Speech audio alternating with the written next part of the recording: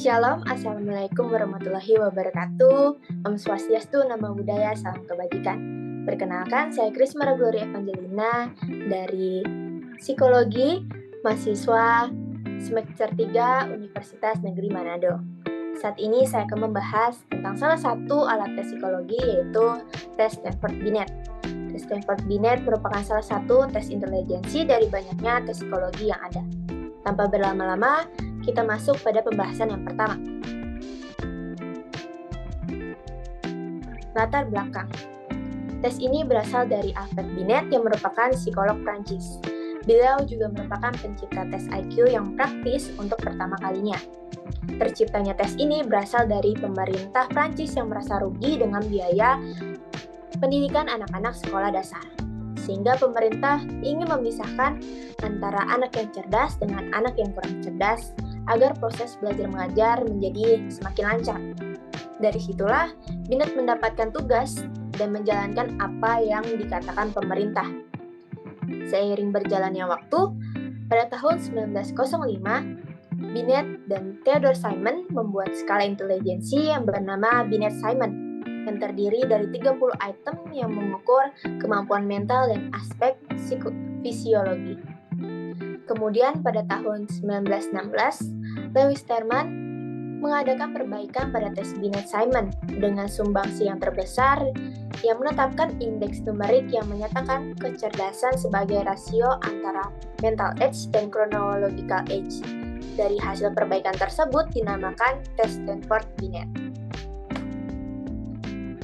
Kemudian, dasar teori. Menurut Binet, intelijensi merupakan sisi tunggal dari karakteristik yang terus berkembang sejalan dengan proses kematangan seseorang. Sebagaimana dalam definisinya yang dikemukakan terdahulu, Binet menggambarkan intelijensi sebagai sesuatu yang fungsional, sehingga kemungkinan besar orang lain untuk mengamati dan menilai tingkat perkembangan individu berdasar. Teori yang mendasari tes ini adalah Alfred Binet dan Theodore Simon, mencetuskan tes intelijensi karena mereka mendefinisikan intelijensi sebagai kemampuan seseorang untuk berpikir secara abstrak. Pengukuran intelijensi yang pertama yaitu mengambil perbedaan antara usia mental dan usia kronologis atau chronological age. Selanjutnya, tujuan dan fungsi. Ada 3 tujuan dan fungsi. Yang pertama, untuk mengetahui tingkat kecerdasan individu yang merupakan potensi dasar keberhasilan pendidikan. Yang kedua, menyangkut perkembangan anak, di mana dengan tes ini dapat dilihat hambatan-hambatan dari perkembangan seorang anak. Yang terakhir, mendapatkan pendeskripsian atau pemahaman yang lebih intensif dari subjek.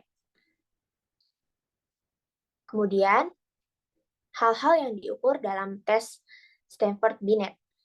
Ada 5 faktor kognitif yang diukur.